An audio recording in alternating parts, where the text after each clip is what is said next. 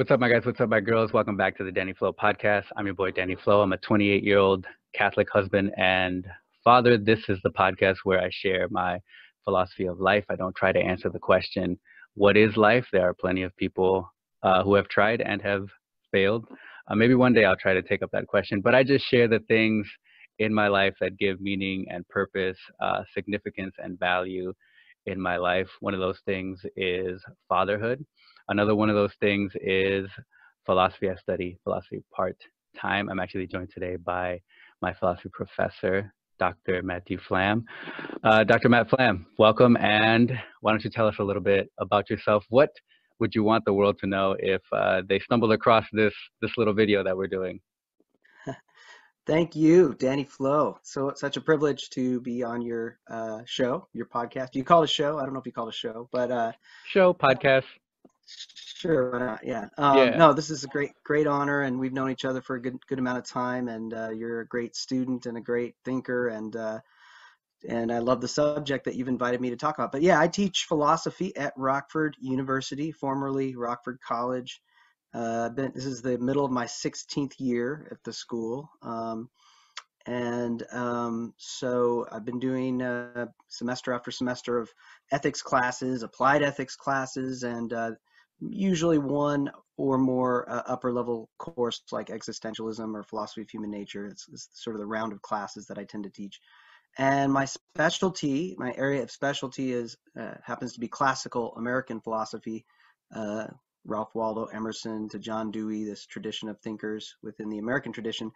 And I don't get a chance to teach them much because of the nature of our school. So that tends to take over much of my scholarship, which I do. I still keep up my scholarship.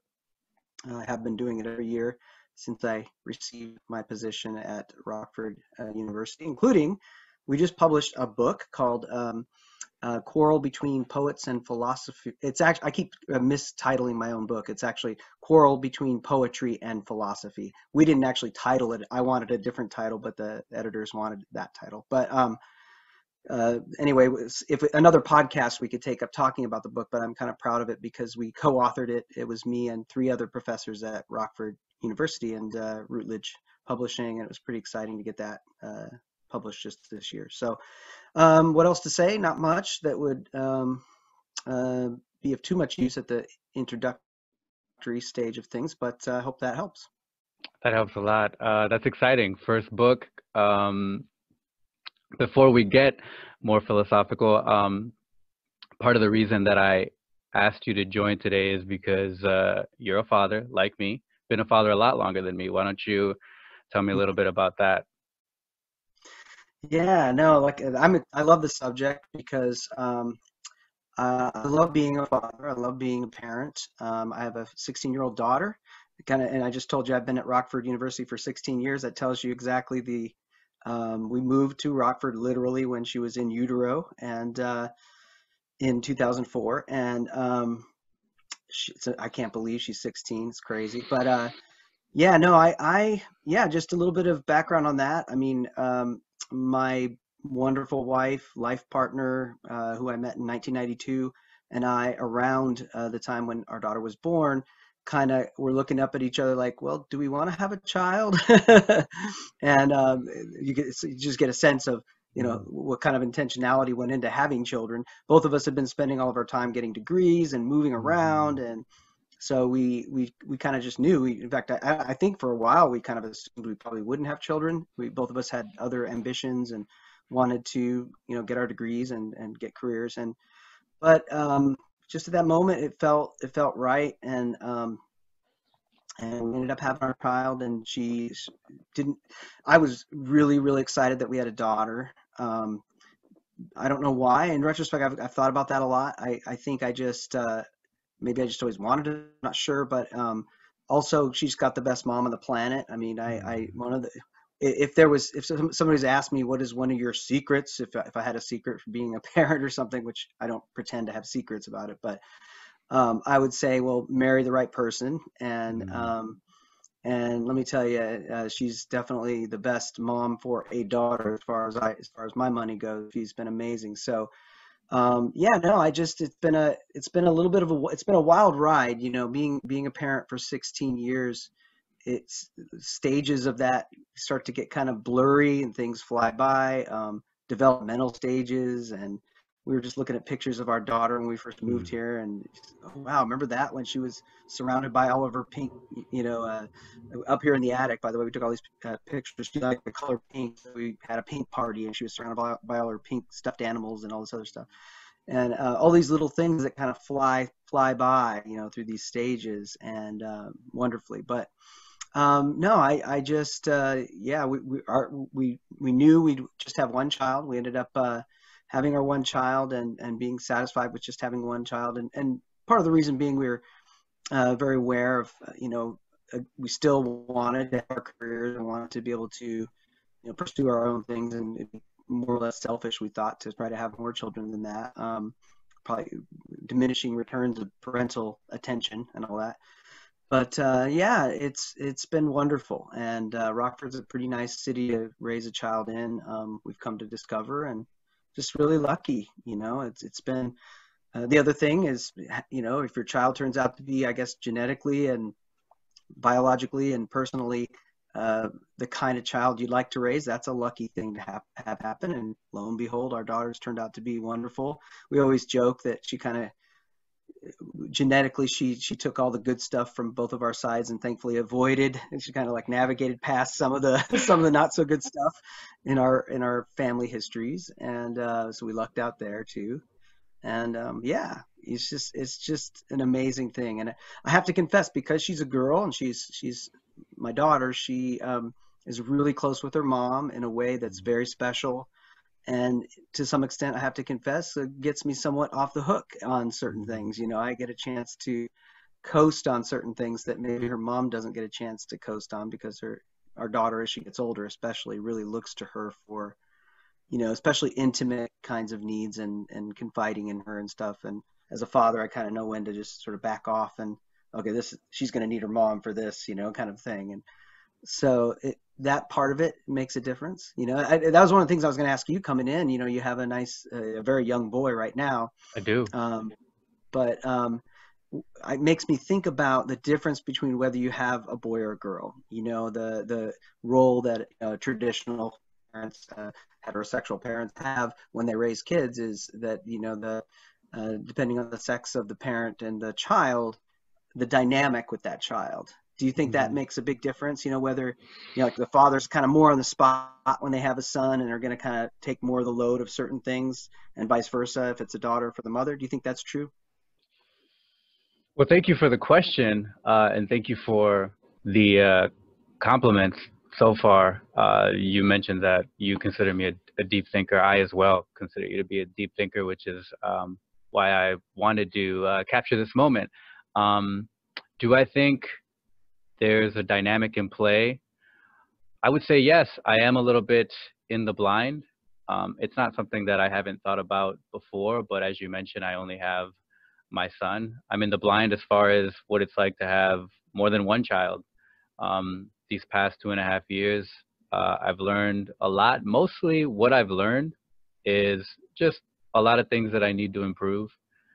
I think in my experience, my son has made me want to be a better man. My wife has made me want to be a better man. I think if my son had been born, I think if our first child had been a daughter, I think that would, for some reason, this is just, and I'll ask you about this because I think as a philosophy major, as someone who studies philosophy part-time, I think the stereotype that we're a little bit too in our head or too intellectual or too rational is somewhat true, but I'm not being rational about this at all. I think if I would have had a daughter, and God willing, if I do have a daughter, I think I am going to find it a little bit more sacred, and I think it's going to want me to be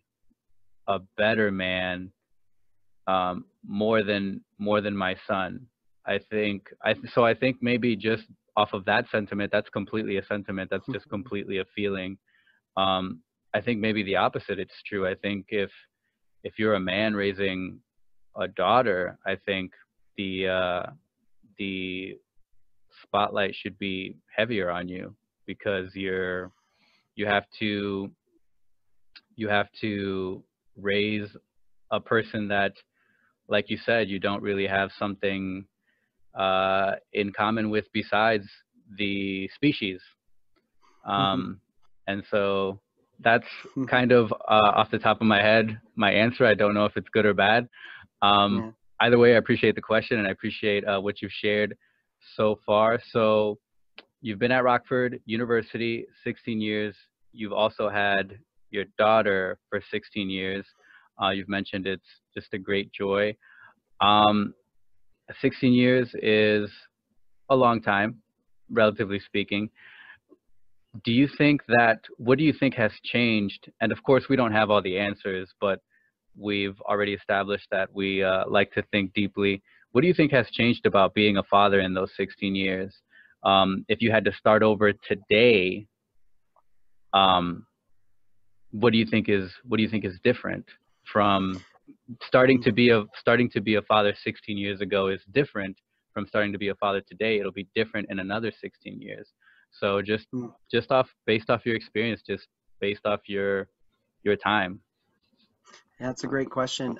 It makes me think about if I could go back to 2004 and talk to that self, to myself at that time, and give myself advice, I would have said, don't be so freaked out. I was really freaked out when in the early stages of her life. I had no idea what it was going to mean or be about, and a lot of this comes from your own past, of course. And I had a pretty dysfunctional upbringing by that definition of dysfunction, and from pop psychology, and not to go too deeply into it, but that makes a difference, because you go into your own parenting situation, I think, very largely with your own history, and your own sense of, and one of the mistakes, I kind of knew many parents may make even before I was a parent, is that they tend to go into being a parent with this, by overcorrecting, by thinking I'm not going to do to my children what my parents did to me, kind of stuff, and so I had that really strongly in my mind, to not get into that trap some people get into, where I'm going to overcorrect for what I perceive my parents did wrong or something, and not succumb to that. So being guarded about that, maybe in retrospect, I was probably a little too guarded about that too. I was probably a little too worried about how I might mess it up, and as time went on, so to your question, how did it change? I mean, as she developed, I started to relax and take more of a breath, because I realized, a lot more is in control of this than I am. A lot more is in control of this. They're little human beings from the very beginning, and they have their own little life direction. It's amazing.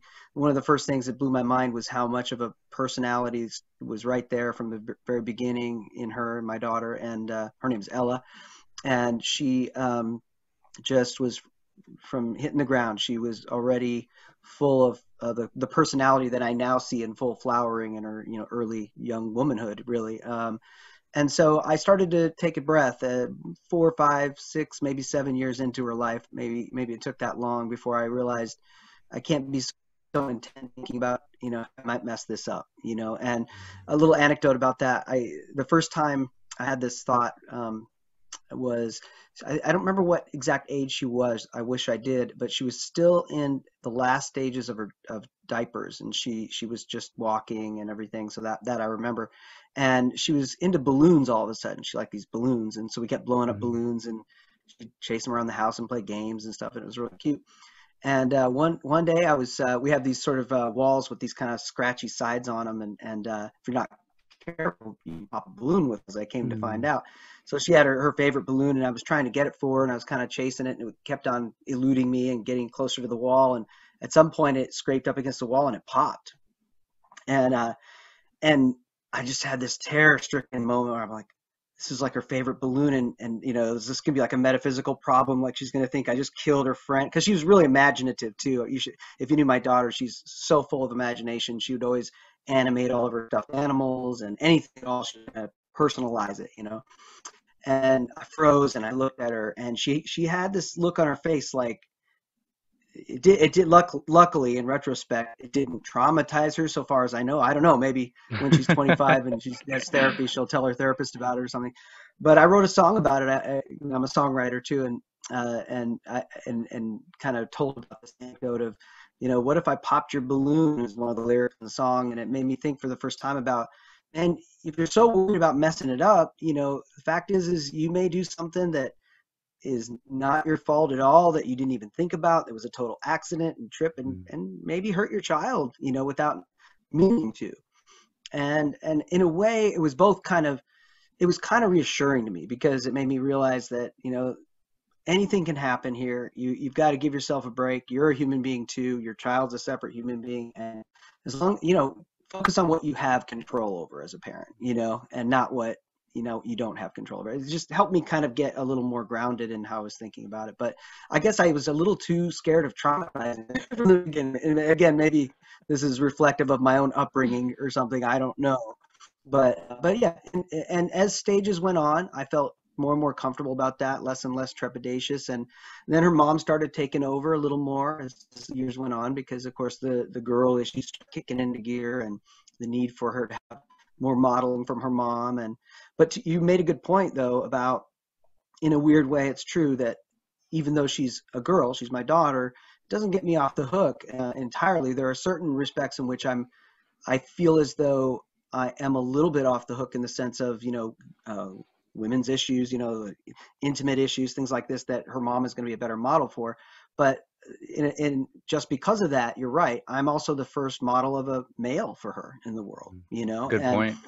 how I treat her mom, and how That's a great point. yeah. How you are, how you relate as a couple generally is an important thing, certainly for whatever child you have. But in terms of, I started to become more and more aware that she's really projecting through me, her sense of what men are. And, Freud said a lot about this, in his thinking. I'm sure we studied it in our class a little bit, but the significance of how fathers and mothers, more or less set a kind of a model for the children for, how they look at the sexes and how they look at sexuality and all that. And yeah, so I felt that responsibility, certainly. And but to round it out, there was sort of the beginning, middle, and up to the present stages of her development. She went from being very young and innocent and wide-eyed and full of wonder, and that had its own just glorious aspects to it. It was a wonderful stage. It was a little exhausting. I don't know if you're feeling that in the early stages of your son's life, but they're so full of passion for everything and wonder. You want to be there for every moment. And, there's so many insights. I love, my favorite stage so far of parenting is when my daughter started to have those original insights of her own that were surprising, and all kids have them, right? Because they're wide-eyed and they're innocent and they're seeing things for the first time. And we, through them, remember what it's like to see those things for the first time too. And that was my favorite, and so it's like anecdote after anecdote of her having these just wonderful, kind of quirky ways of thinking about the world that were a little off, probably. She was mixing something together in a weird way, but it made sense to her. I love that stage, because it's like that's the beginning of her own making sense of the world, and now, fast forward to the present, she's in her teen years now, the 16-year-old stage. She's much more in her own. She's definitely becoming a young woman, and the world makes kids grow up too fast right now. I think that's one criticism I have of our culture and our times and our world, is that it's imposing on kids far more stuff than we ever got, and even in our lifetimes. And that's had the result that it's kind of taken away their childhood if you're not careful, if you don't do your best to try to allow your children to remain children, for the time they need to be children. And I feel proud of that as a father. I feel like one thing my wife and I have done well, and we can get into many things I think we haven't done maybe as well, and there's plenty of those things, but one of the things we've done well is I feel like we gave her, we've let her be a child. And many of her friends, I don't see that. Her peer friends, they have parents who, got right to the even from, the age of 10, as early as 10, they were kind of instilling in their kids this serious sense of the world and getting themselves to, and it's like, let kids be kids, let them play, let them have imaginations, let them just be in the world, and start to come into their own sense of things before you force on them responsibility and the need to, take life very seriously. I feel like and it's not just parents' fault, of course, it's the oversaturation of internet and the media that we're surrounded by constantly. I think that's a huge challenge for contemporary parents, and that's been a challenge for us for sure.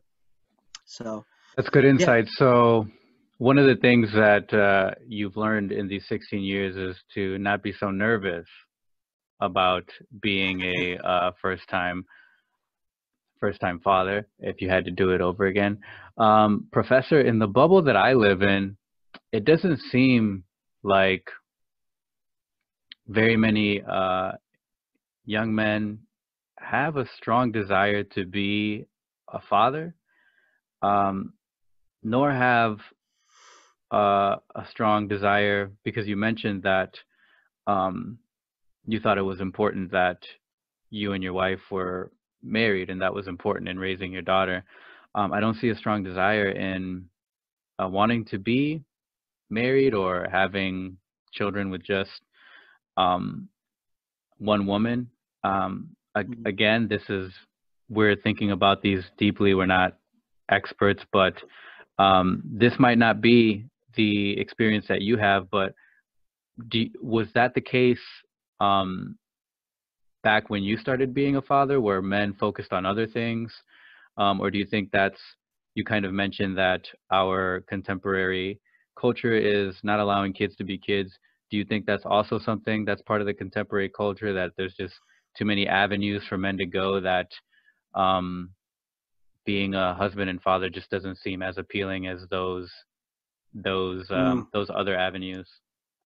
Yeah, deep question. Definitely. Let's get to that real quick. I have a quick funny aside to put a footnote on what we were just talking about children being too trepidatious as parents when in the early stages. Hmm. You might have heard this anecdote about people with multiple kids will often say, the first kid, you're terrified every time they trip, and you're like freaking out, taking them into the doctor every time they cough and everything. Hmm. And by the third or fourth kid, you're like, he's like they're bleeding, and you're like, oh, he'll be all right. They're There's some bleeding. truth to that. There's some truth to that, and it's not just because parents become more jaded and cold. I'm sure that does happen, but I think that's just another illustration of what I was talking about. As you get more and more used to the shocks and craziness and the backs and forths of being a parent, you do get a little more comfortable in your skin about it, and that's just a supplement. That No, your question is huge. It's sociologists and psychologists and social psychologists and everybody else in between, philosophers, are talking about this a lot because it's a statistic of our culture, and it has been for the last few decades, and has become something that's quite significant, that people are less and less committed in relationships than ever. And just a fact. And the culture, the mores of our culture, the way of looking at relationships has undergone significant transformation over the last few decades. And how much is that challenging parenthood and raising children? I think hugely. And um, I'm a little less traditional minded, I'm guessing, than you are about, whether or not, Hmm. a couple needs to be married, or any one type of arrangement has to be in place. And yet I completely agree with the idea that there needs to be some integral, some integrity to the household in which the child grows up. And that can come in many forms, I think, as long as you have, and who's better than one, for sure. It takes as only a one child parent and being 16 years into it, I can say definitely that I couldn't imagine having done this on my own. I couldn't imagine my wife having done this on her own. And I can't, I'm so in awe every time I come across a student, a young student who's a single Hmm. parent. It's just amazing to me. I think it's crucial. I think two's better than one, and maybe three if if somebody wanted to work it out that way, or four. It's a lot of work, but as long as that you have that integrity in place, that the traditional family model, more or less, is what it's supposed to be. It's absolutely crucial. And And children are channelers. They are smarter than anybody ever gives them credit for being from the time they're very, very young. They know when things aren't right in their house, and things cannot be right in so many ways, and so I think I feel like that's probably what you're talking about. At least that's how I translate what that means. I think that whoever the authorities are in the household, they need to be all in. They need to be sincerely committed to that role that they play, take it seriously. And you do see examples where that's not the case, and it's heartbreaking and has a definite impact on the children, and negative impact. And so yeah, I think it's a problem, and it's a problem for a culture that is maybe we're struggling to try to make sense out of it. I feel like we're trying to get to a point in our culture where we're accepting of non-traditional parenting relationships and of all sorts, and trying to make sense out of what is the common denominator between those non-traditional kinds of parenting relationships and more traditional kinds of parenting relationships. I'm a child of the 80s when the rhetoric, the narrative, the cultural narrative was about family values. That was a big concept of the 80s, and family value meant something far more narrow, I think, than what it tends to mean today. And there's some good sides to that. I think that's a good thing that we're expanding our umbrella of understanding of what family values could mean. I'm certainly personally, I think it's personally, I have no problem with non-traditional kinds of parenting situations. Certainly, I have no problem with gay parents raising a child, adopting a child, or conceiving a child through IVF. That's happening more and more and more. It's an interesting time culturally to live in a time when people are choosing all kinds of IVF types of ways of having children.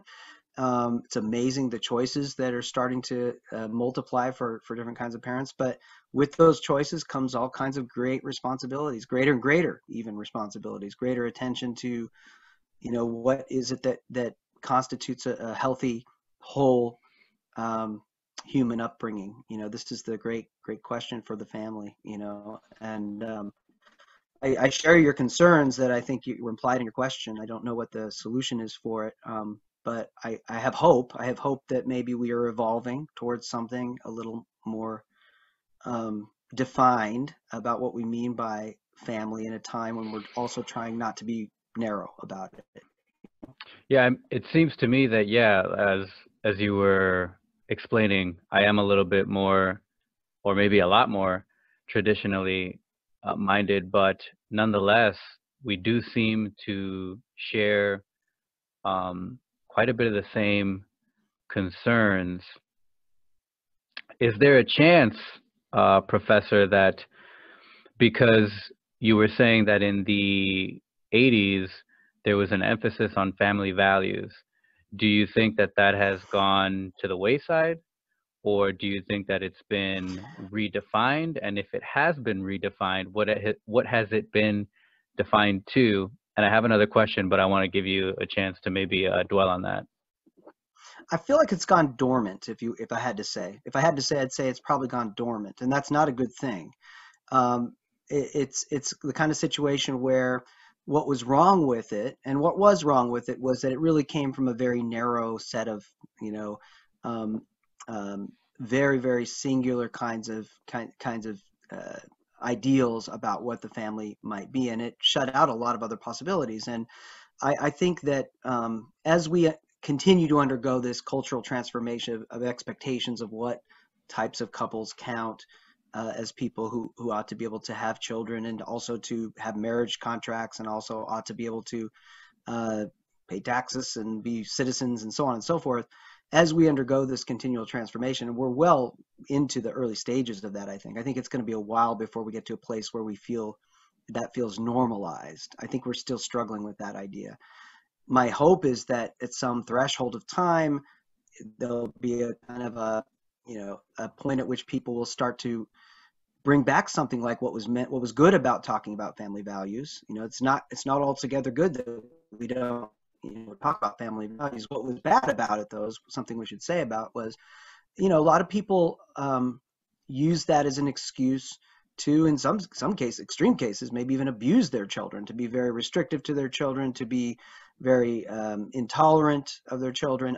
And in other cases, maybe to use that as a shield for being bad parents. You know, I mean, there was a lot of hypocrisy behind it. In a nutshell.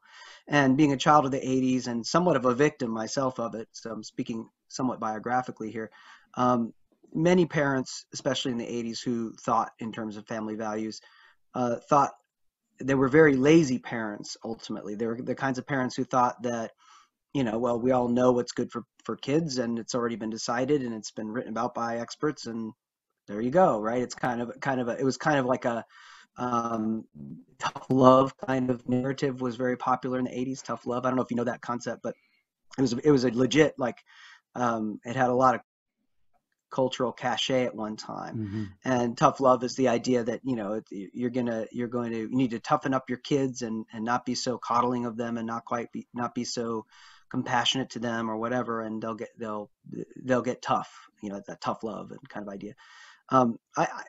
I experienced those concepts in negative ways, in ways that kind of made me feel skeptical about those concepts. But in retrospect, to your point, it's not had a satisfactory replacement. There's nothing that's come along to try to fulfill whatever was good about that. And, you know, family values are family values. That means is that you have a sense of the family. That's what I take it to mean, right? And many other cultures than the American culture have a much stronger sense of family than ours does. That's just a fact, right? And that's one of the first problems with our own cultural situation, and I think that's kind of what you're alluding to. And I know when I go overseas, or when I've experienced people who come from Latin backgrounds, and there's any other number of cultural backgrounds I can mention, I'm amazed at the strong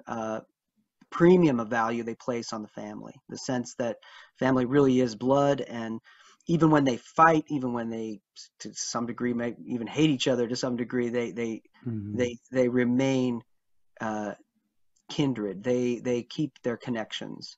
And that's not, I don't see that happening in America as much as it could. And it's a real problem for our culture, I think. But Okay, I don't so know. if I'm understanding correctly, you think that the emphasis on family values has gone dormant, like gone to sleep. Like it's not really talked about. And there were some issues with what the definition was back then. One of your examples is the emphasis on tough love. You have to be tough with your kids to toughen them up.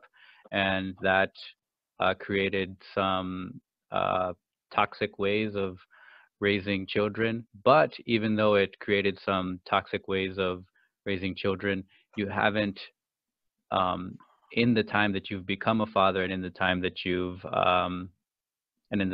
been around since the 80s, you haven't seen a satisfactory replacement to something like the concept of tough love. Is that correct?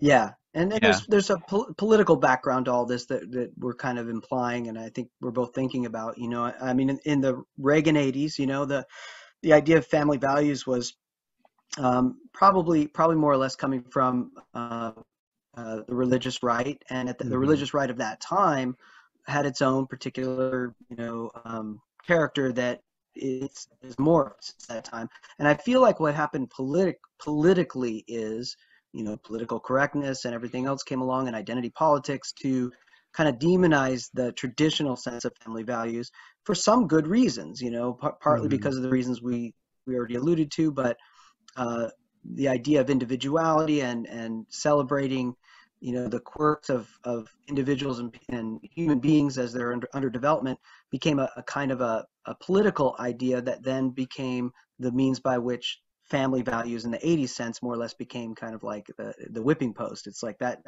it's old-fashioned and wrong-headed to think about family values. It became a purely negative kind of idea. So and I think it just went dormant. I think people ceased caring much about the idea of family values because they just assumed it was sort of something we talked about only in prejudicial terms. And again, I think that's very unfortunate. I think we have probably close to a crisis of Do Um, you, I'm sorry for interrupting, but I don't want to lose this thought. So, at the same time, you think that there was some demonizing of the family value that had some of these, that some of these traits that, in your opinion, were toxic, and you don't think demonizing was the right response because it didn't take any of the good things and whatever goodness was there, um, doesn't mean it was the majority of it was good or the minority of bad, but whatever good thing was there, it wasn't built upon or expanded or improved. It just went mhm. dormant, and then now every time that it is brought up on at least the macro level, it's talked about with prejudice. We don't want to go back to that. Yeah. I think we have a new kind of narrowness, and maybe I think this is where you might agree with me. I feel like today, if we think about family values at all, we think about it in terms of whether or not we're being tolerant of a particular non-traditional family unit. You know, Mm. we're wanting to legitimate some coupling or some example of parents that we say, well, they deserve to be parents too, and that's another kind of narrowness, right? That's a kind of narrowness where we say, well, family values has only to do with whether we accept certain people as being parents or not, and certainly that's one element of Mhm. of how we think of the family, but it's far too narrow. Mhm. To me, family values has to do with whether or not we're creating an environment for and appreciating all of the different elements that go into the kinds of things that create the possibility of having a healthy upbringing. I mean, what are we Mhm. after here? We're after healthy upbringings for our children, Mhm. um, and that ought to be more the focus. And if there Mhm. was going to be a replacing concept or an emerging new ideal of family values that was inclusive and that had more of a kind of a sense of openness to the types of parents who can raise children, maybe not even married parents and so on. However inclusive that is, I would hope it would also include a strong, maybe it would more include an attention to the real goal, and that's creating a healthy childhood. Creating a space in which a human being can develop appropriately and grow. And I don't know.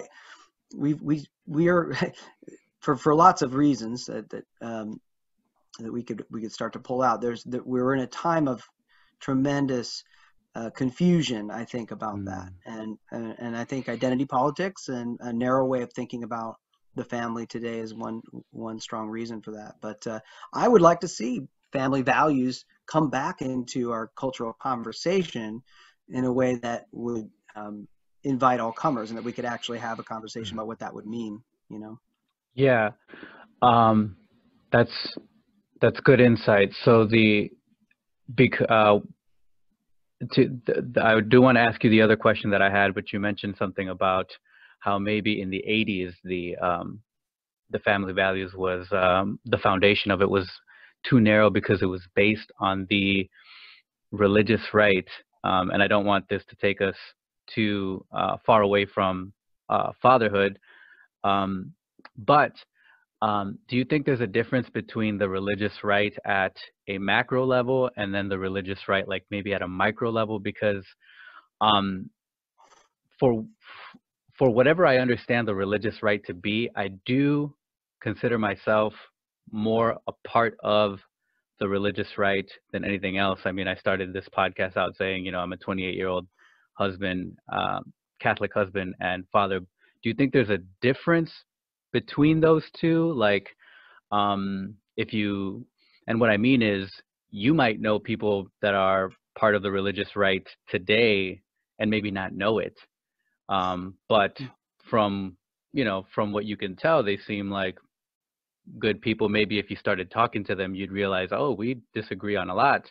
And then Mm. also, is there a difference between that and the religious right on a macro level? All of these politicians and pundits and self-appointed spokesmen for the religious right coming out on TV, coming out on the internet, coming out on the social media and speaking for a person like me or a person that considers himself religious or right-leaning or what have you. What are your thoughts on that? Yeah, wow, big question. Yeah, I mean, my understanding of the concept religious right as it existed in the 80s and applies to the 80s is very unique to the 80s. Mm, And the term at that time really meant something like those who voted for Reagan, mm, and the kind of family that was typical of the 80s. And this has been parodied in films and mhm, literature, and there's just ad nauseum even. It was kind of well established that in the 80s there was a kind of a dysfunctional family that was based mm, on a superficial and puritanical ideal of morality. And mm, it was like using morality as a shield to be bad parents. I think that's the mm, critique against the religious right of that time. And so you see it in films and you see it in literature that represent that time. Parents could kind of excuse themselves from being truly engaged in their kids' lives so long as they appeared by all mm, social appearances to be upholding some kind of right and good style of life. mhm, And that meant very narrow kinds of things. Like I go to church on Sunday and I make sure that I don't let my kids swear and that they eat dinner at the table, sit down and eat dinner at the table. I mean, you could make this like list of things that mhm, superficial things where you can say, well, they checked all those boxes for being a mhm. good family. And Therefore, yeah, they're good parents. yeah, yeah, yeah. And it was that's what I mean when I say it was really narrow in that sense. And I think that's what became intolerable to, I guess, what became the left and others who were critical of this because they were diagnosing this narrowness. And I think rightfully so. There was a lot of dysfunction in people who were brought up in the 80s, and it was particular to that time. Probably you could say that of any era, but Mhm, again, being a child of the 80s, that was how I understood it. But remember, the religious right, if it's still a concept that singularly applies to any mhm, group of people or any phenomenon of our cultural times, very different. I think it'd be very different. mhm, And I think more in terms of a very you know in the 80s it was very politically divided only in two. You had the mhm, religious right, and then you had something like the left that was representative of the mostly losing political side during the 80s, right? mhm. And but that it was the political landscape has become much larger. Has shifted. Um, and today I think the evangelical community within the Christian side of things, you talk about you're a Catholic. My understanding is the evangelical community of today most closely it's probably whatever the religious right of the 80s morphed into. So all those evangelical voters that everybody keeps talking about who are part of the big voting sector, those are probably the descendant of whatever the religious right was in the 80s. I'm pretty sure if you did the genealogy of it. But it's changed. It's become something different. I think Mhm, it's become more pluralistic. Within those evangelical communities, you have kind of more left leaning folks and more middle and more right. Um, all of them equally religious, all of them professing to be religious, but not necessarily holding on to one monolithic sense of mhm, what family values means or something like that mhm. even, right? So Right. it's much more pluralistic, I think. What I understand, you and I have the advantage of sharing classes with you and having Mhm, conversations in the past about this, so that's a bit of an advantage for anybody who's listening to this. You and I have this kind of inside conversations all the time, but one of the things we've talked about continually, and we come back to, I think, is I sense you as wanting something more traditional to come back into the fold and to be mhm, more taken seriously. But when you say traditional, you're not meaning like religious right narrow. You mean something robust. You mean something like people taking seriously again what it means to be a moral person, to mhm, be a person of integrity, to be a person who has values in that traditional sense, and in the sense in mhm, which goes back to Plato probably, right? And so that's what I think, knowing you as I know you, I think you're after, and I agree with you there. I do. I just hold out hope that there's some kind of, how this plays out culturally is always the big question, isn't it? mhm. And Yeah, whether I don't want to disappoint you, but I mean, like you alluded to our private conversations, but one of the things that well, no, because you've said this not just in our private conversations, but also in class, and you said the older I get, the more I think I'm becoming a moralist or something like that. And yeah, when I started studying philosophy, it was actually a philosophy of religion class that kind of solidified for me, I want to study philosophy in a serious way. And that was back in 2016. It's been 4 years. And I kind of am echoing what you're saying. I think the older I get, the more traditional I'm getting. Yeah. For some That's reason. right. And I think people who maybe don't know Professor Flamm or who don't know me, when we describe ourselves a certain way, they probably have a caricature in their mind about what it means to be a moralist or what it means to be a traditionalist or something like that, as if that's the only thing we've been exposed to in our life. And I do take that sometimes as a bit of an insult, because I've thought about these things a long time. And of course, I'm not done thinking. Who is done thinking until they can no Yeah. longer think, right? But every time I rethink about something, every time I gather more information and rethink about it again and start the loop over, I keep coming back to similar conclusions. And of course, you have to be wary that you don't come to a conclusion because that's what you want the conclusion to be. Yeah. And so that you always have to be skeptical of that. But yeah, I just wanted to say that maybe since the last time, I've become more traditional than before. Before I lose it, the other question that I wanted to ask you, because you've talked about how since the time of the 80s, family values has become dormant, and then now it seems like whatever family values are supposed to be is kind of evolving. Is there a chance that it's devolving? Yeah, it's another good question. I mean, I think in some respects, Mm-hmm. it's like, these things ebb and flow and shift, of course. I mean, I think we're in a real crisis for kids today, so maybe bracketing the question of family values, which is a large question, and just kind of focusing more on a manageable question of, what is childhood like for kids nowadays? I think Mm-hmm. it's in disarray. I really do. And I think parents are scrambling, of all sorts of kinds of parents are scrambling as best as they can to try to make sense out of how to order a world for a young human being that is so disordered and so besieged by media, by messaging. You can go to great lengths. I think one of the things you'll see as your boy gets a little older, how much more and more challenging it gets from generation to generation as technology gets more and more part of kids' lives.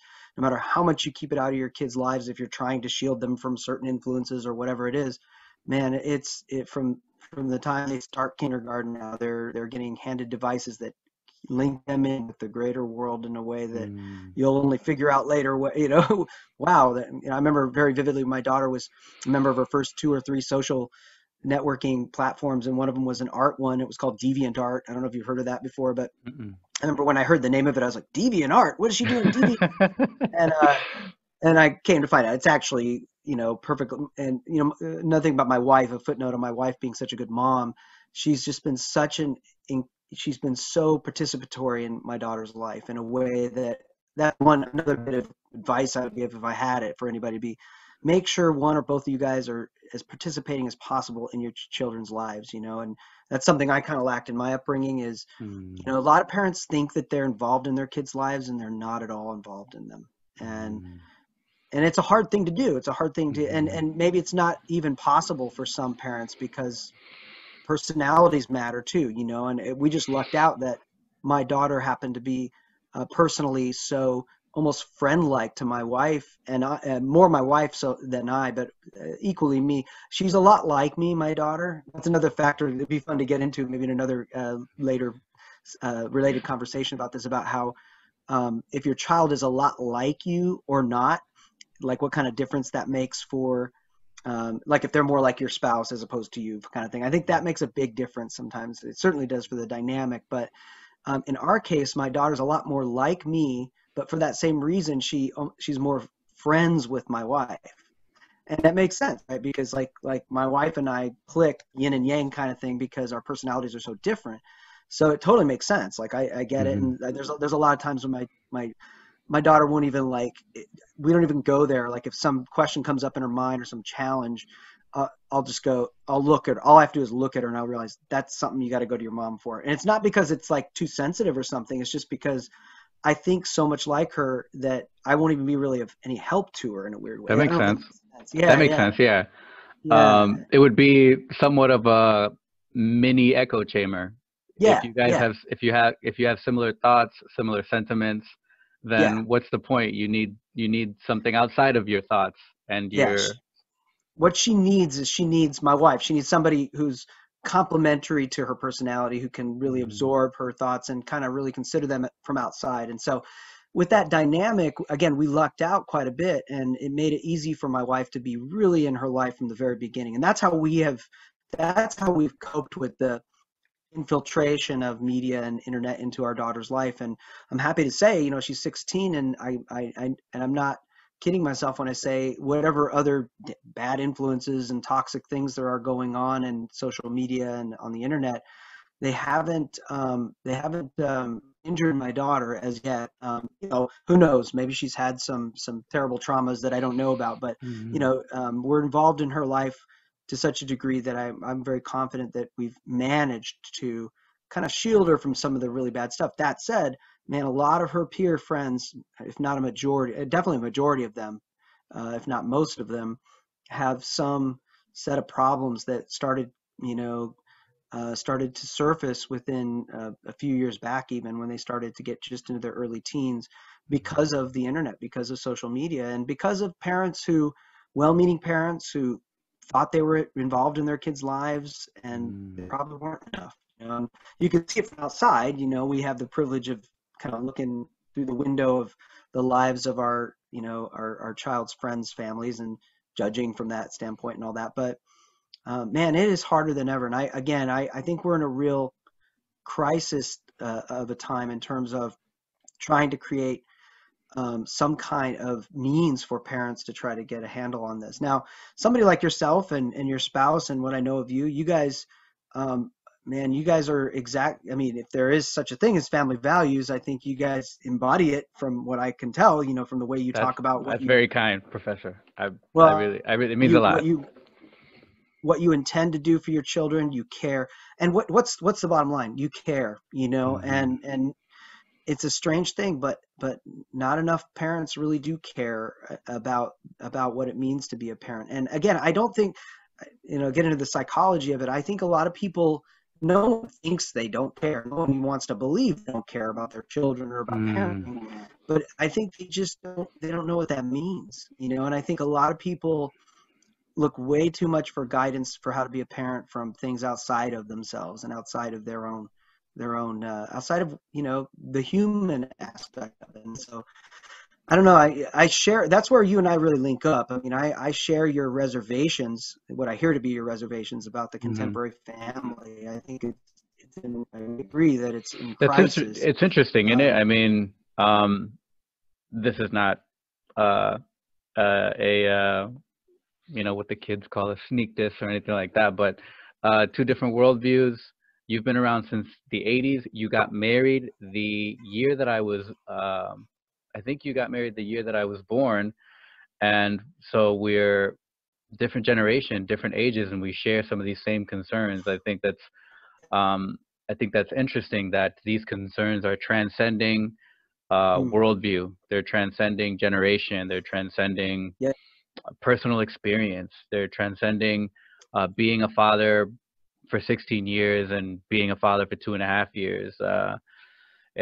They're transcending the fact that you're a professor and that I'm a student. And so yeah, that's Mhm. why I've wanted to talk about these things. And I guess my takeaway from that last answer is that it seems that we've got a special appearance. It's Um, my other child. if I could summarize what you just described, it sounds like we have a crisis of care. We have people that think they care, but they might not, and they might not know that they don't care. We have people that think they care, um, and maybe they don't care enough. And we have people that are maybe just pretending to care. I mean, we have to say this, it's an overwhelming responsibility to be a parent. It is. And I can say, going back to when my daughter was born, I was genuinely just overwhelmed by what it meant to have a child. I don't think I really even started to sort it out in my head until years into my daughter's life. And because it's the most amazing thing in the world. I mean, you make a human being and there it is, it's in your world, and it's overwhelming. So to be sympathetic and charitable to people, even some of the least Yeah, of course. skilled parents, I mean, it is so hard to take on that responsibility and to do so in a engaged, consistent way. And I mean, there's so many other things that are pulling people away from being good parents. I mean, partly a big one being that very few to no households can sustain themselves except by having both parents work. I mean, this period of time while you're able to have your spouse be at home, man, just do not take. I know you don't, but Yeah. When Jennifer was able to, we went through, I think, 3 years total during my daughter's life so far, where we were able to have my wife stay at home as well.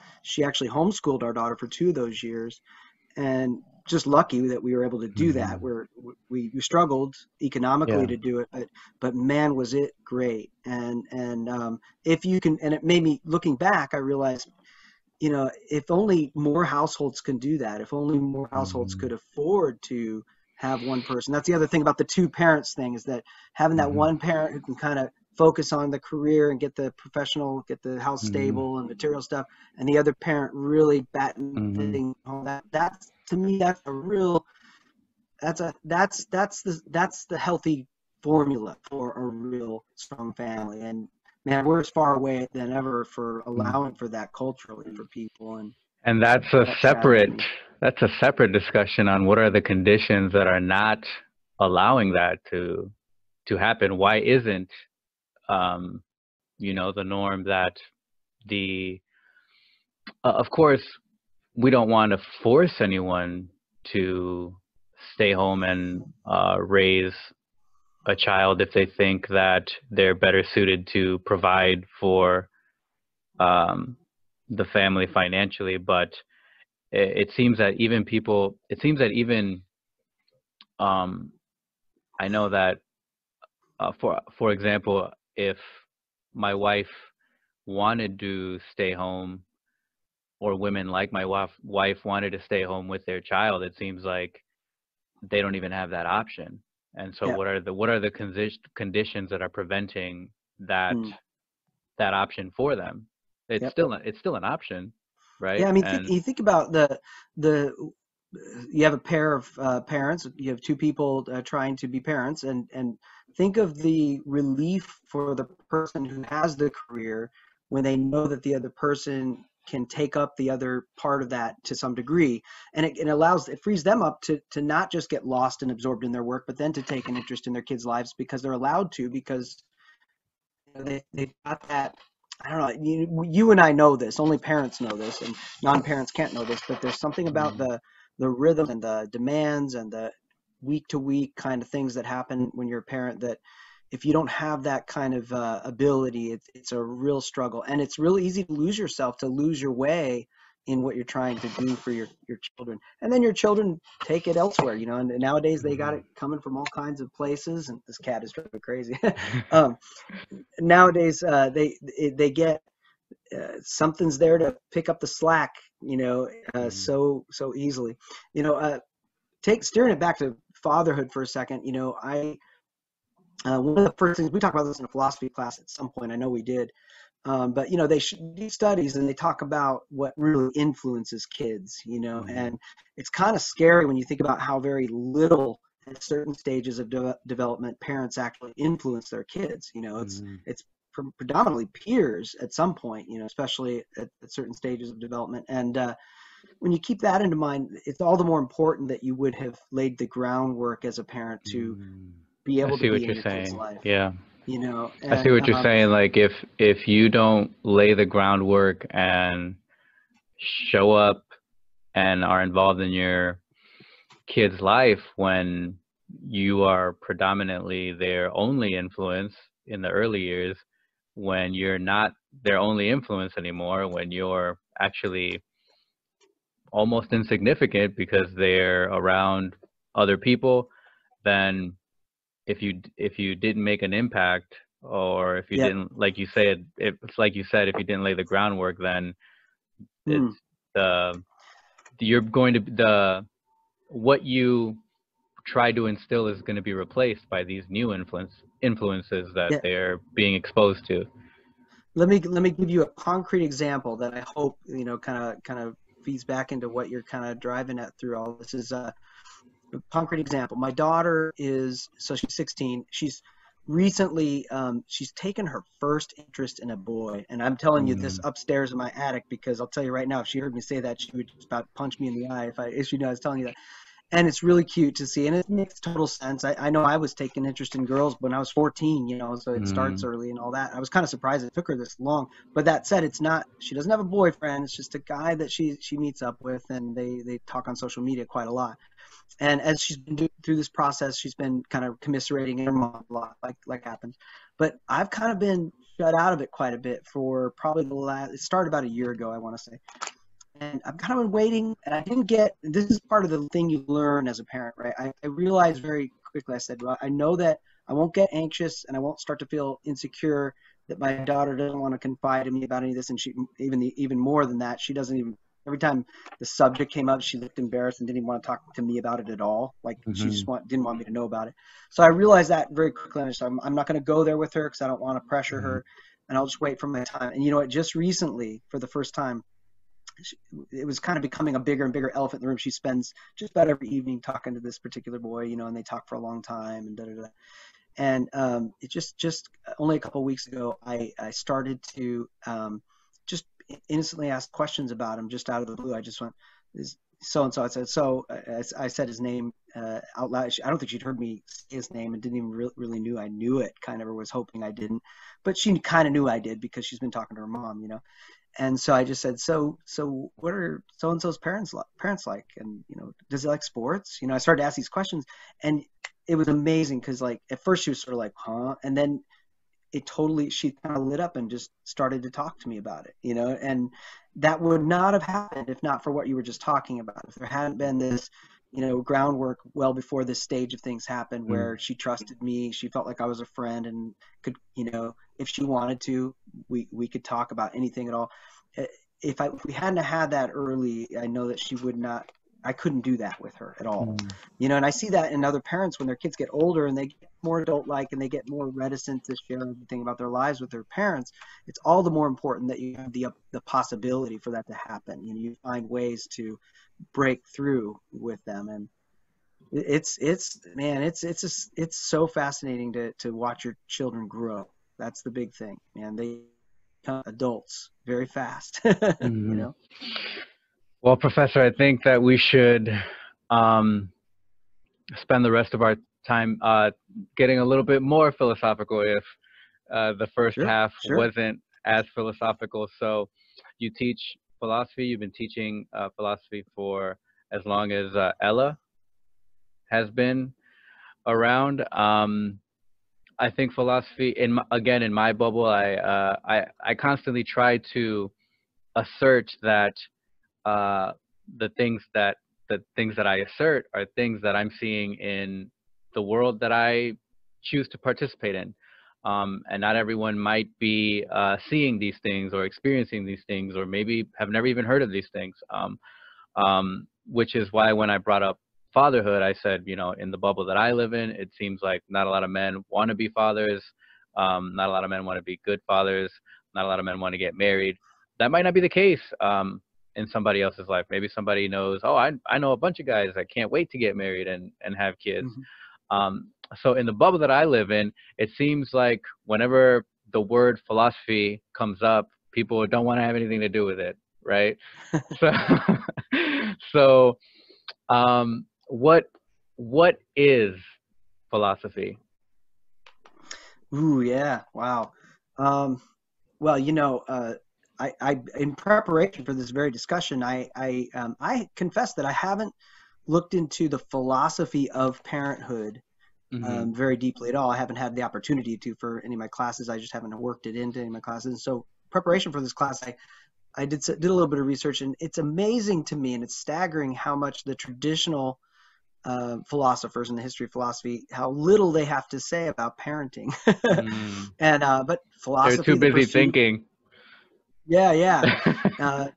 Well, I mean, you enacted what philosophy is about 10 minutes ago in our conversation. I wanted to point it out to you, but we went off on another tangent. You were talking about how on guard you remain at times about, although you're getting more traditional as you get Mm-hmm. older, and you find yourself it sounded like you were saying confirming more strongly than ever certain things and coming back Mm-hmm. and back to certain convictions, even as you're returning to them and rethinking them. And like you say, thinking's never done.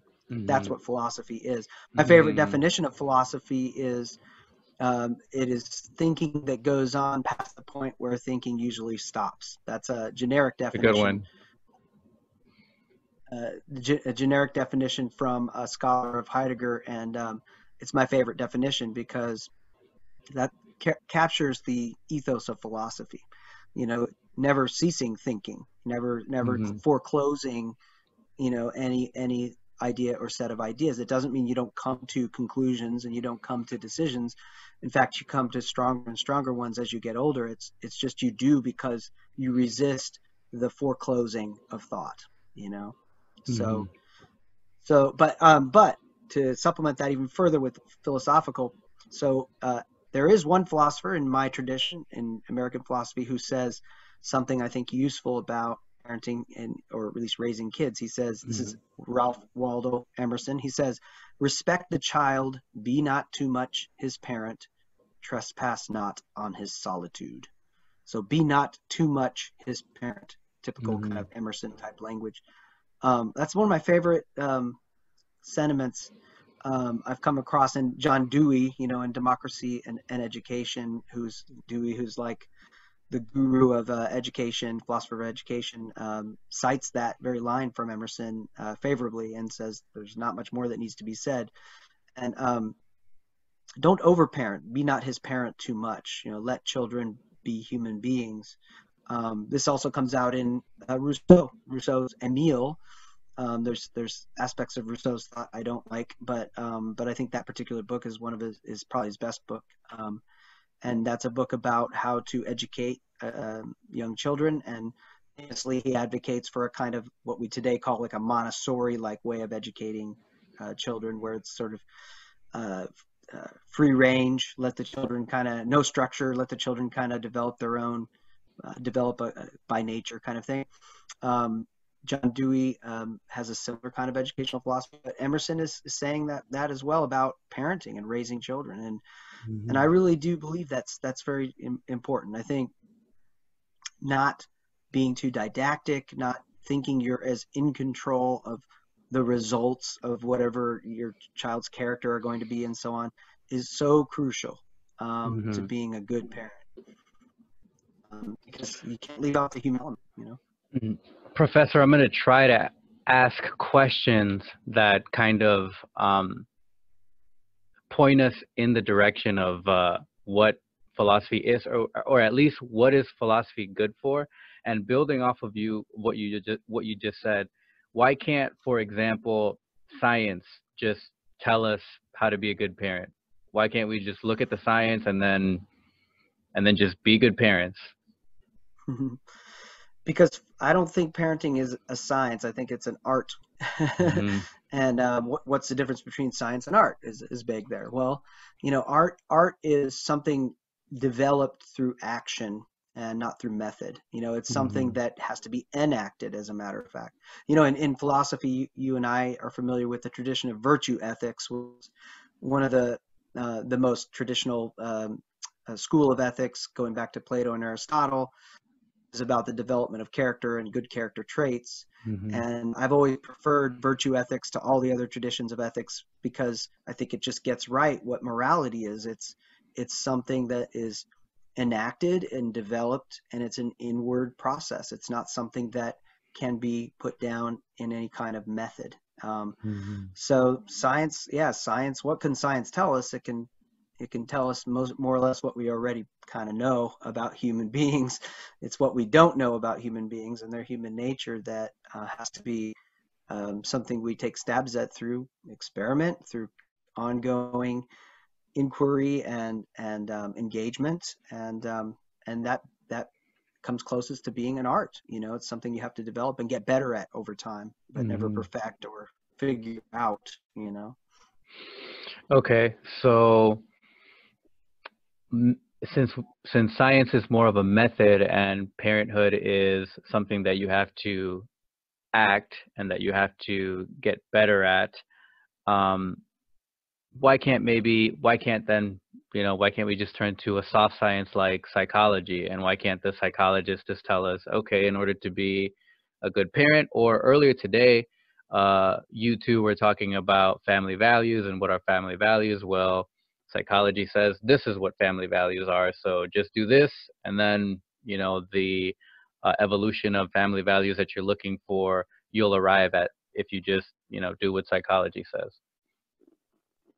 Yeah, I think psychology is not unhelpful, and nor Hmm. any of the social sciences, nor is science for that matter. I think what they help is as they make more clear and make more clear and explicit our understanding of what we're already up to. And I think that that's not unhelpful, and that's actually of high value.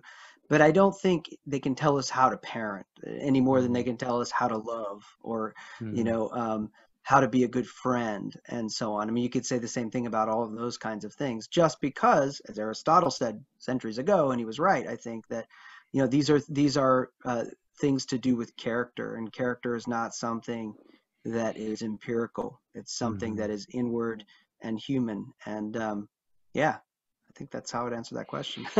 So it sounds, is it possible to not know what something is, or is it possible to not be able to define something and still know how to use it? Because it sounds to me like, kind of what I'm alluding to is what you began with, is that in preparation for this podcast, you kind of looked at what philosophers had to say about parenthood. And so everyone seems to have, uh, everyone that's a parent at least, and maybe people who aren't parents have one too, but everyone kind of has an ideal of what a parent should be. Everyone has a philosophy of parenthood, and we might not know what philosophy is, but we sure are using it in asking questions like, what is a good father? What is a good mother? What are family values? How should we parent? What is a good parent? What is too much parenting? You talked about that, and it seems people that are frustrated with philosophy maybe are um, unhappy with the lack of concrete answers, right?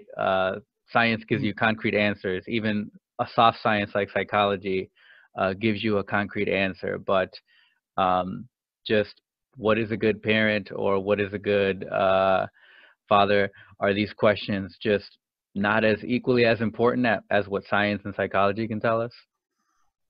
Yeah, you made me think of a lot of things when you say that. I think if you are looking to science or the social sciences or psychology or anything for answers to these questions, you don't care enough about the questions. And Hmm. I know that that's kind of a provocative and maybe even like That is somewhat provocative. I judgmental think it's thing. provocative. Yeah, I think it's provocative. I agree, but I do think it's provocative. And the reason I think you don't care enough about the questions is because they're deep questions. They're questions that can't be answered by empirical answer through empirical observation, right? You can answer these questions only you don't answer the questions. What you do is you provide a greater and greater understanding of what you're talking about. That's where philosophy comes in. Philosophy is the art of questioning and ceaseless art of questioning. Now, it's just why people don't like philosophy. Philosophers think too much and don't overthink stuff. We're always told by a lot of people and so on. And it can be frustrating to read philosophy and to engage in philosophic activity, but it's it is the only way to approach something as deep as something like parenting, something like love, something like friendship.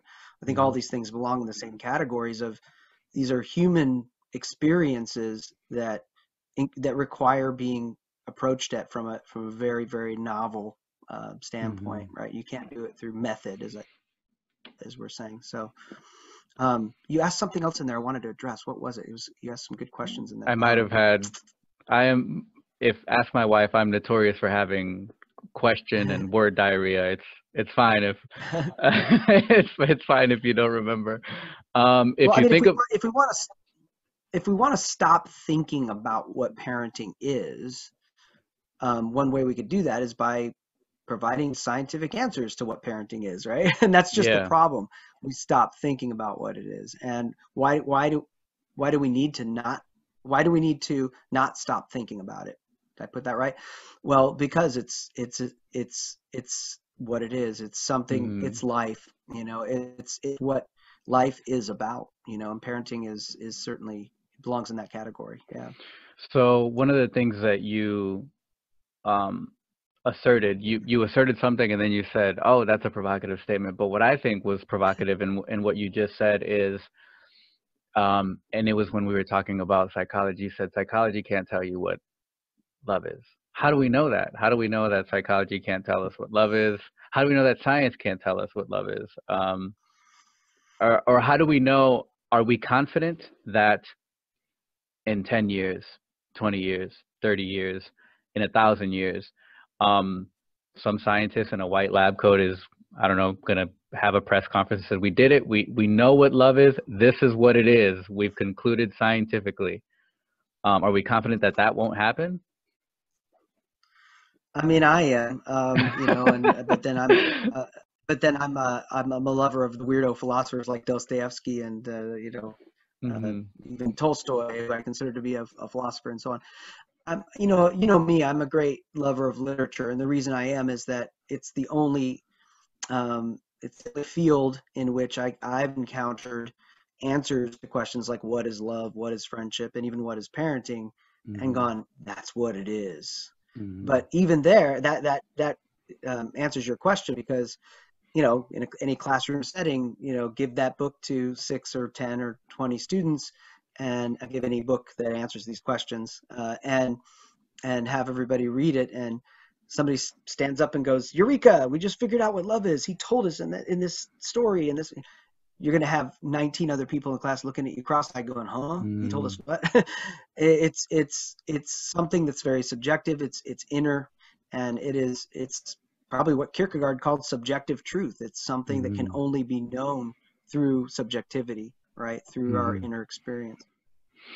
So I can think of isn't that, can't someone say like that's just closed-minded, that we don't think, science will be able to answer the question? I mean, science has done so much. I mean, we're in 2 completely different locations. This is technological science right here, right? We're in 2 different locations. Somehow we show up on the same screen. I talk into this microphone, it inputs it into this laptop, and somehow you can hear it all the way on your side. Same for you. So isn't that just kind of closed-minded, that we don't think science can tell us what love is, or even to tell us how to parent? Yeah, I don't know. Maybe it is. Maybe it is. And actually, I will say I can't say one way or another whether 10 years from now, a neuroscientist and a cognitive science and a computer programmer and all in combination won't come to some eureka discovery that makes us all go, "Wow, I think we kind of know what love is now." Will it be, neurotransmitter 9, or what will it be? And what will be the, It certainly doesn't sound lovable or romantic. And is that enough to reject it? Certainly not, right? But and am I being sentimental or something? And I can even ask your question a different way. Am I being romantic and holding on to something ineffable just because life loses its romance if I lose hold of my being able to think that love can never be, or friendship or parenting can never be something that is ever defined definitively by science? Well and fine. I give over to the dogged empiricist minded person who says these things will be, discovered someday. But I guess to this historical point in time, the proof is on the side of those who say no, it won't. That's true. I think That's a good point. I think I think literature is a great illustration of why, the closest illustrator of why literature and art, really. I mean, we look to the arts and we look to literature because these are fields that get to these kinds of experiences, these kinds of phenomena that we know good and well are not being gotten anywhere near to in the sciences. And I think that's Mm. very true. I mean, what would it look like if science does discover, what um, love is, or whatever, what parenting is, or how to be a good parent? I Mhm. mean, actually, that's a better And way to put it, probably. would all other forms of what's not considered scientific love or scientific parenthood, would they be allowed, or what would go on there? It would be interesting if um Yeah, because it would change how a man courts a woman, wouldn't it? Because then yeah, maybe what you say to her, or what you um maybe if you buy her flowers, well, according to science, you're not supposed to buy flowers because it's not mm, efficient for love, or it's not what science says love is about. It would open up yet more philosophical questions. mm. I think so, and it may just explain it away too. Maybe love would go away. There's a book by Daniel Dennett called Consciousness Explained, and one of my shrewd graduate student friends said it should be called Consciousness Explained Away. And if you read the book, you would get the joke, especially because it's a brilliant book, and Daniel Dennett's a master at laying out all the latest neuroscience and scientific understanding of human behavior and human psychology. And um, but he didn't explain consciousness in that book. He gave us a Mm, masterful understanding of the current scientific understanding, the best guess that we have at what something like consciousness is, what's going on when consciousness mm, is going on. That's not explaining consciousness in the deep metaphysical sense we mean the question to be. Yeah. mhm. So. um so philosophy is good for well, philosophy is thinking and rethinking, and it's good for not determining, but it's good for trying to answer what kind of parents we should be. Um, I want to maybe just give the traditional definition, which is just the love of wisdom. So when I think Mhm. of that definition, it's funny because I say the older I get, the more traditional I become. That's the traditional definition. Of course, I would like it, right? So it's the Mhm. love of wisdom. When I think of that definition, and then I think of something like fatherhood, and I just think of all the different things that humans are interested in. No one human is interested in everything, or no one human cares about everything, right? Mhm. I have things I care about. You have things you care about. And it's interesting that if we care about something, we have a philosophy on it. And if you look at the traditional definition, it's the love of wisdom. And so I care about fatherhood. So I think there's a wise way to be a father. I have a philosophy of Mhm. fatherhood. Um, I care about podcasts. I'm doing one, right? So I think there's a wise way to do a podcast. I have a philosophy on what a podcast uh, should be. And so I agree with you that I also don't think science will ever be able to tell us what a good father is, what love is, um, or I'm even more confident than you that there's no way that in 10 years some guy in a white lab coat, or 100 years, or 1,000 years, or whatever, will come out and said, "We did it. This is what love is. This is what being a good father is. We can move on to other things." Um, and so when I yeah when I think of one of the reasons that I like to say that one of the reasons that I like philosophy is I don't know why I like philosophy. I just do.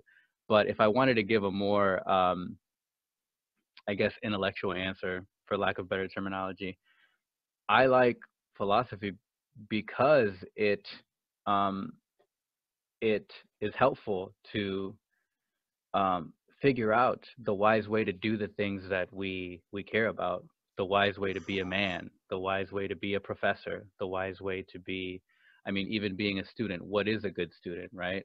I'm sure Mm. plenty of teachers and professors sit around philosophizing on what their ideal student should be, or what their students are not doing that a good student would do. Just like students, on the other hand, also probably sit around and I like this teacher and I don't like that teacher, and we're comparing it to something, or we're saying there's a wise way that there's a wise way to be a teacher, and this person is not doing it, or that person is not acting it, for example. And so I think talking about what philosophy is important, because I don't think people realize that they have a philosophy on the things that they care about. They might not want to study American philosophy. They might not want to study Daniel Dennett. They might not want to study virtue ethics and Aristotle and Plato. But the things that they care about in their life, they have a philosophy on those things. They think that there's a wise way to do those things. And for us, it's we think that there's a wise way to study philosophy, right? Otherwise, you chose American philosophy over other options because you thought this is the wisest avenue or the wisest way for me to go. What do you think about that whole spiel that I just gave? I'm total agreement. It makes me think of exactly kindred thoughts. What is the definition, love of wisdom, but just a grander, more poetic way of saying much of what we've been saying. And I've always loved that. I love that definition as well. The only problem with that definition is you tell that to a young, wide-eyed student who says, "What's philosophy?" and they go, "Huh?" Yeah. So I always try to get a little more concrete. But I don't know what wisdom is, and I definitely don't love it, is what they'll say.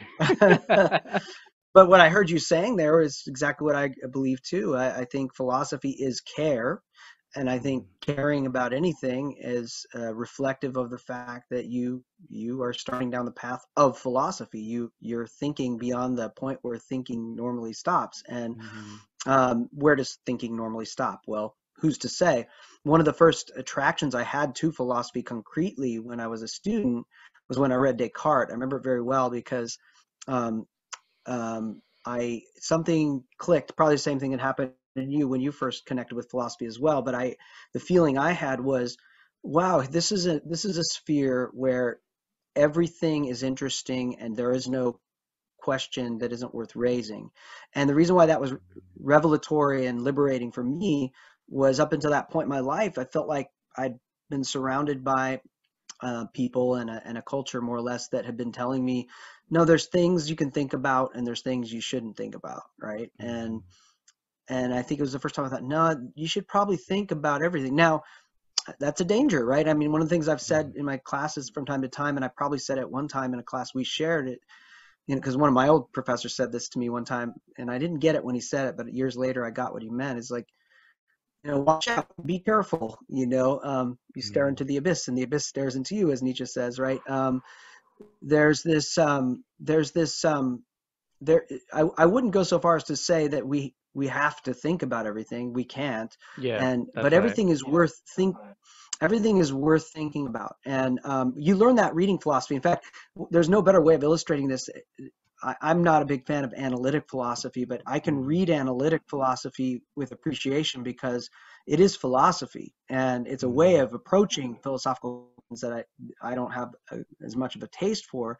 But even reading the most boring and mind-numbing or analytical essay you can imagine, I can appreciate it in its philosophical value, because it's doing what philosophers like to do, which is saying, hey, look at this thing that we've never really looked at, or we don't look at. And I feel like that's what philosophy is continually doing. It's kind of chiseling away at those calcified ways that we approach thinking. And if it is philosophy worthy of the name, that's what it's doing. It's opening things up in a way that they haven't been opened before. If it's not, it's just, maybe it's science, maybe it's, that's, you asked earlier what the difference between science and something else is, and even psychology. Anything scientific or quasi-scientific is, asking worthwhile questions, for sure. But the reason we find them more interesting is it's going to issue in answers, for the most part, that are uncontroversial, that are going to be more about consensus, more about universal agreement. And, philosophical answers to questions, quite the opposite. opposite usually, right?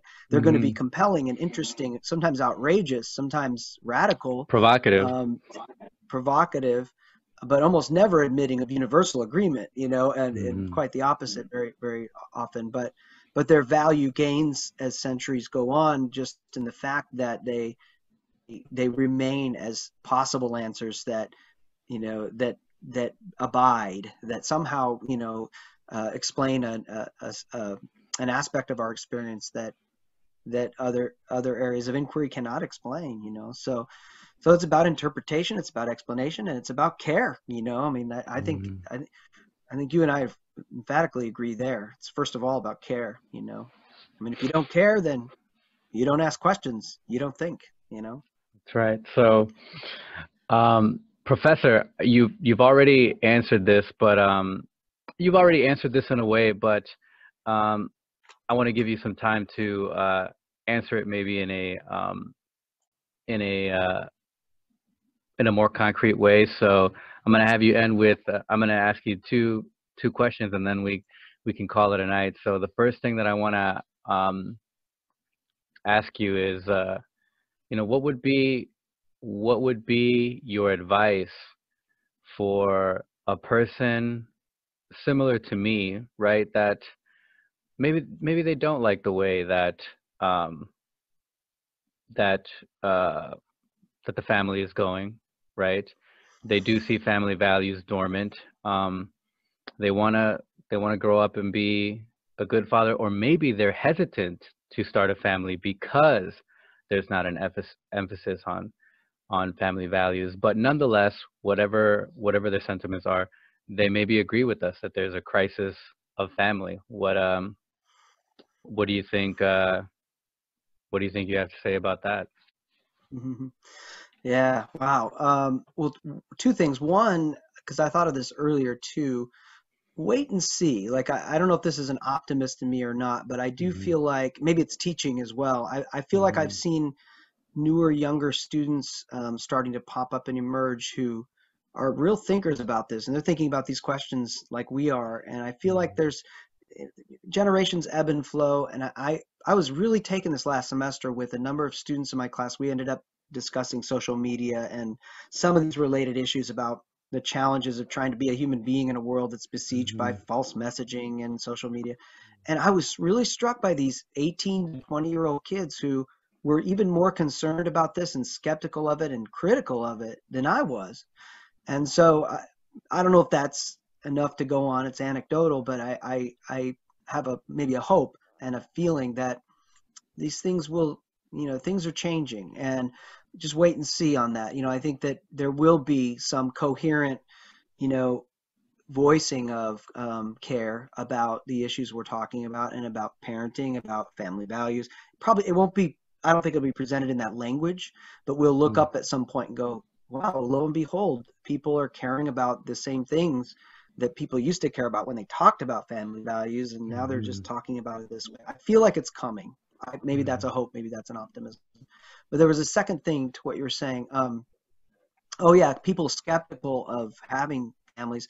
It's a tough one. I mean, I feel for people being skeptical right now for all kinds of reasons. I mean, pandemic. I think of these students coming to my classroom right now with the feeling of the economy and the pandemic and the world and that, and those are never enough reasons in themselves to foreclose the idea of having family and having a family. I mean, falling in love with another human being, if you can open yourself to that experience, and you have to be able to do that to do it, um, already kind of set you down a path of thinking about family.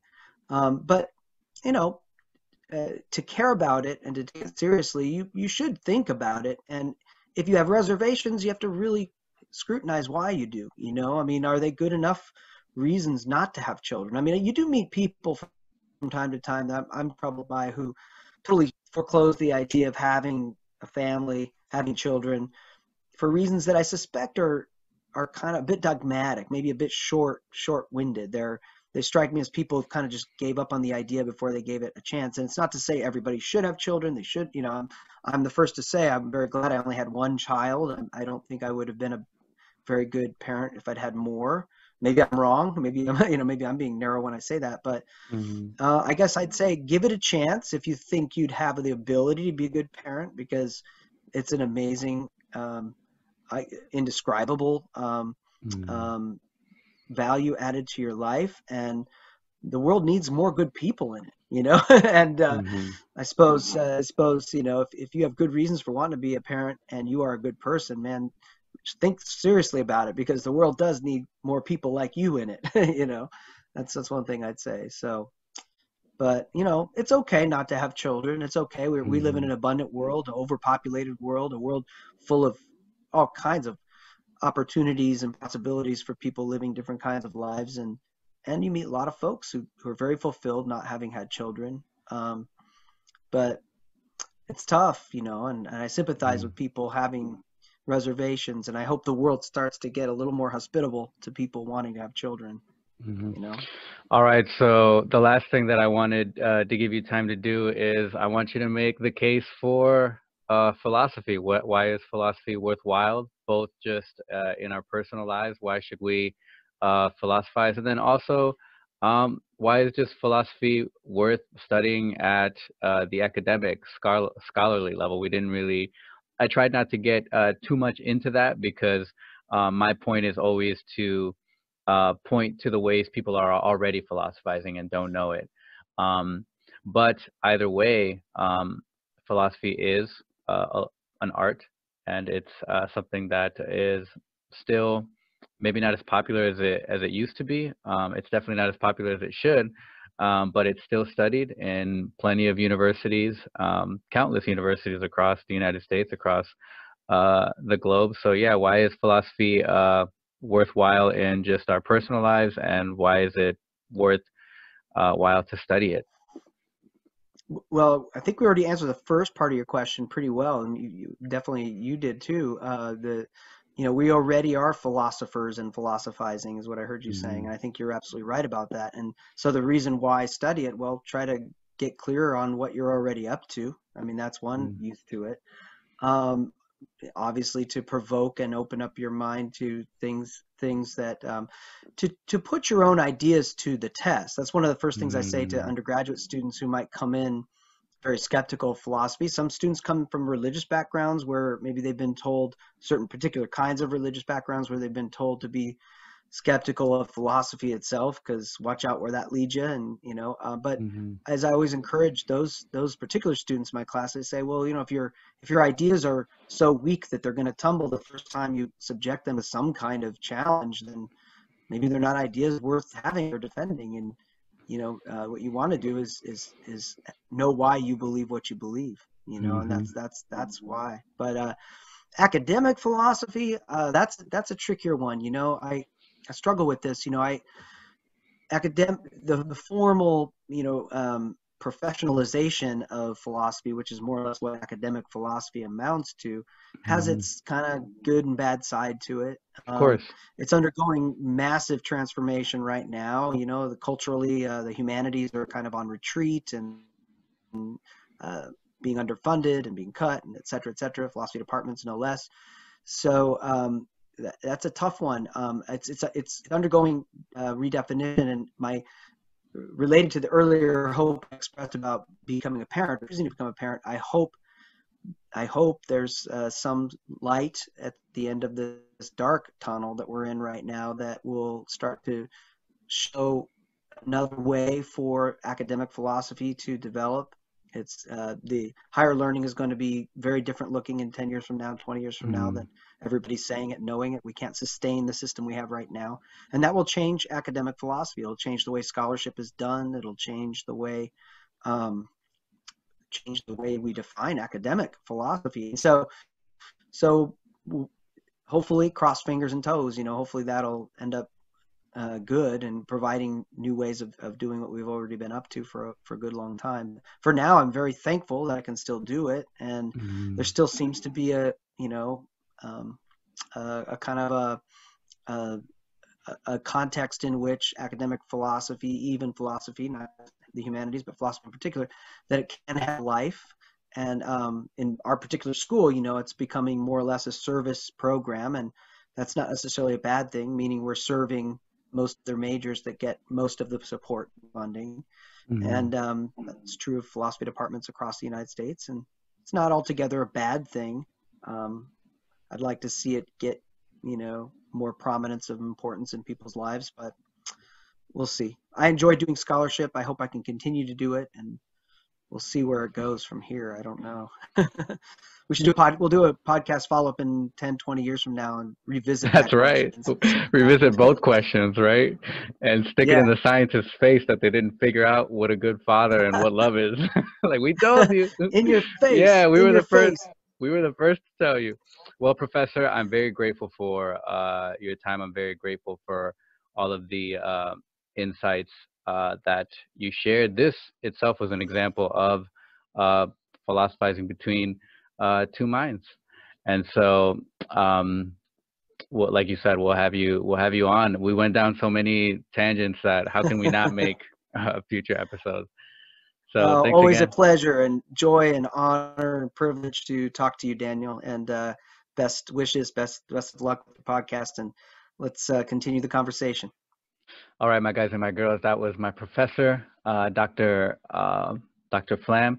I hope you enjoyed that conversation on fatherhood and on what philosophy is and what philosophy is good for. If you did, make sure that you subscribe, leave me a comment on which insights you enjoyed the best, either from Dr. Flamm or from myself whenever I interjected in the conversation. So, as always, my guys and my girls, subscribe.